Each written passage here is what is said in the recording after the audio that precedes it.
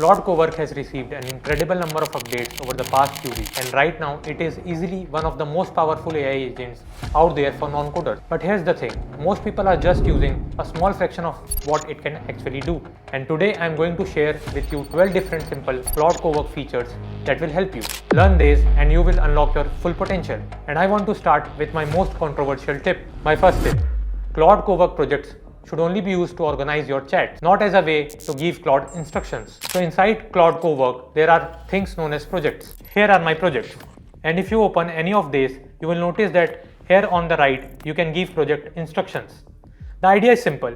You put some instructions here, and every time you start a chat inside the project, these instructions get applied automatically. Now what's the problem? As great as Claude Cowork is, we shouldn't fool ourselves into believing that it will be the best tool forever. To future-proof your setup, we will make it as transportable as possible. But if your instructions are sitting inside 20 different projects, moving from Cowork to any other tool will become very hard. So what do I use projects for? So just for one thing, organizing my chats. Inside Claude Cowork, every time you click on a new task, that's Cowork's name for a new chat. And you start a task from here. It shows up in the recent section in the bottom left, but this isn't organized. So finding an important task later becomes difficult. That's why I have set up projects that I use inside folders. For example, here's one I have called presentations. Anytime I want to create a new presentation, instead of clicking on new task at the top, I click on the presentations project and I tell it what I want. That task now appears down here inside the project, and any output it creates, like the slide deck, shows up in the output section. Everything neatly organized in one place.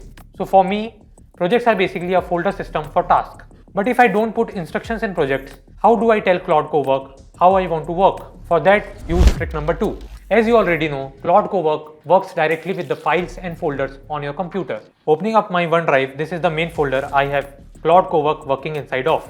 I've called it AI Workspace. Inside this folder, there's a file called claude.md. It's just a simple text file that gives instructions to Claude Cowork. Anytime it goes inside the folder to do some work, it reads the file first and then gives it the context we need plus any other general instructions for working inside the folder. Another way of pulling it is, instead of putting everything inside the project instruction, what you can do is you can compile all those data inside a text and you can name it claude.md. That's it. And then within each of these subfolders, which I basically use as my different projects, there's another claude.md file with more specific instructions for the subfolder.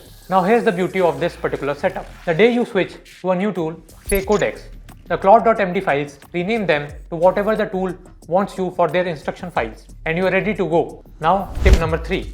Do you know when you start a new task and choose which folder you want to work inside, you can actually choose multiple folders. All you have to do is to select another folder and you will see which one have been selected and have a check mark on the right side. I find this really helpful when I want my agent to access the information from 2 different folders. But I don't want to give access to all my different folders, because then it will have too much information that may not be even relevant for the task. So for instance, if I want to do some research work, I might direct him to a folder named research. But then if I want to create a presentation out of my research, I need to give him the access to both my folders, the research one and the presentation one. So here comes the tip number 4, set as a default folder. And while I have this drop down open, tip number 4 is to use default folder. If you find yourself using one folder more than others, I have set my default as the parent folder, the one that contains all other folders my agent works on. That's my AI Workspace folder. So whenever I start a new task, that one is selected by default. And if I want to, I can always change it. Tip number 5 is a bit controversial, but you need to understand the limits of Dispatch. Dispatch is a feature that is supposed to give you a mobile access to Claude Cowork. But here are 2 issues with it. Number 1, for it to work, your computer needs to be on all the time. Cowork needs to be open and then you need to link Dispatch with it. And that's not just possible for everyone. People can't leave their computers on all the time. And the second problem is, it doesn't work that good. It's like a long, continuous conversation with Cowork. You can't access all your chats. It's hard to run multiple projects at the same time. For simple tasks, it's fine. But whenever I try to use it with multiple things, it just gets confused. And that is frustrating. Now comes the tip number 6. Use voice detection the right way. Inside Cowork, instead of typing here, you can just use voice detection button. It's right here. You can also trigger it by pressing Ctrl D or Command D for Mac, and it starts listening to you. But there's a secret hidden menu on this drop down. You can choose hold to record, which is just like a push to talk, or you can toggle it. So if I turn this off or press Ctrl D, dictation is toggled on. I don't have to keep holding anything, I can just talk. Once I am done talking, I press Ctrl D again and it toggles off. Now why does dictation matter so much? Because with AI agents like Claude Cowork, our best idea comes when we are talking out loud, just rambling. And these agents are really good at taking our unstructured brain dumps and turning them into structured outputs. So don't be afraid to turn on dictation, dump a bunch of ideas, and the Claude Cowork do the work of sorting those all ideas and making it up. Now comes the tip number 7. So tip number 7 is a quick one, but it has saved a lot of money. When you schedule tasks, and you should be using these because these are a great way to automate your work, make sure to schedule them during off-peak hours. If you schedule them during peak hours, you will see a warning sign like this. Opening it up, it tells you that you have scheduled this during the peak hours, which are mostly between 10 AM to 2 PM. And running tasks during this particular window consumes your usage limit faster. So whenever possible, schedule them during off-peak hours. And there's another tip along the same lines. If there is a task that you need to run and you know that you don't have much limits left for it, what you can do is you can just schedule a task to run that later in the day when you have enough limits after the reset. Even if you are away from the computer, it will just start automatically, and by the time you are back, it's done. Now comes the tip number 8, using lots and lots of skills. Think of skills as the prompts you load into Claude Cowork once and you never have to type them again.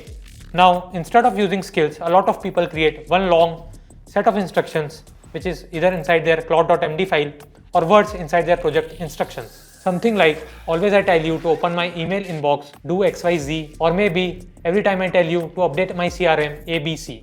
But there is a problem with this particular approach. Every time you open this and allow your agent to read the files, it goes through all particular instructions and it is very inefficient. But here comes the skills, they fix it. Because your agent only loads the skills that you need or the ones you tell it to load, so it becomes very efficient. And that's exactly why you should be using less instructions and more skills. For example, going back to the folder I have just set up for my agent, I have a project subfolder that is called presentations. Inside this, there is a claude.md file, the instruction for the agent. And if you look into it, literally all it says is this. This project folder is used when I want to create a brand slide deck for me. And when I tell you to do that, use this slide deck skill. That's all what it says. And then inside Claude, we have the slide deck which is ready. So it only loads the skill that you actually want, which is a lot more efficient. Now comes the tip number 9. भाई ये तो 9 ये भी होता है, पता है? ये अकेला 9 होता है, ये कर दूं क्या? And now comes the tip number 9, using lots and lots of connectors. If you find yourself jumping between a bunch of different apps to get work done, check this if there is a connector for it. What I'm trying to build is a system where you can log into one particular tool, which is Claude Cowork, and it controls everything from there, like a central command without jumping between all different apps. So now comes the tip number 10, which is Claude Design. This is actually included with the same Claude subscription that you will get with Cowork. With Claude Design, you can create slide decks, you can create websites, you can create motion graphics all at one place. So instead of building this inside Claude Cowork, which eats your Cowork usage limits, use the limits which are meant for Claude Design instead. These are separate. So you might as well burn through those first and save your Cowork limits for other tasks. Now comes the tip number 11, which is using Obsidian. So this particular tool is free and it becomes your viewer. All the files Claude Cowork creates for you. Like I said earlier, everything Cowork makes lives inside your folder of your computer.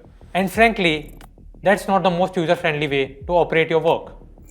You have to open each folder and then use a different app just to view each output, slide deck, websites, even simple text documents. But if you download Obsidian, it's free and it's available in iOS, Android, Windows, Mac, Linux. You get an experience like this. This is the same folder, my AI workspace folder. You can see all the subfolders in here and it is much easier to view everything that was created. And here's a text file. I can just come in and add anything that I like to. And even if Cowork makes something in HTML, like this particular slide deck, it has made for me, you can just view it inside Obsidian. Now Obsidian can get very complicated very quickly. You don't need to know 95% of it. Just download it, put it in your folder and use it like this. Don't worry about all the extra complicated stuff. Now comes my last tip. It might sound contradictory, but it is actually not. About once a month, go to this customize, look at all the skills you have turned on and turn off those that are no longer in usage. Because if you are using too many skills, especially ones that are not in usage, it will degrade the performance and push you closer to the token limit. Same thing goes with connectors. Too many unused connectors can confuse Claude Cowork, and it may try loading a connector that you have never wanted it to use. So disconnect anything that you are not using. Turn off any skills that you don't need. So here we go, we have completed 12 different tips for leveling our Claude Cowork. Hopefully you have learned something new today. Thanks for watching this video, give me a thumbs up and let's wait for the new one. Thank you.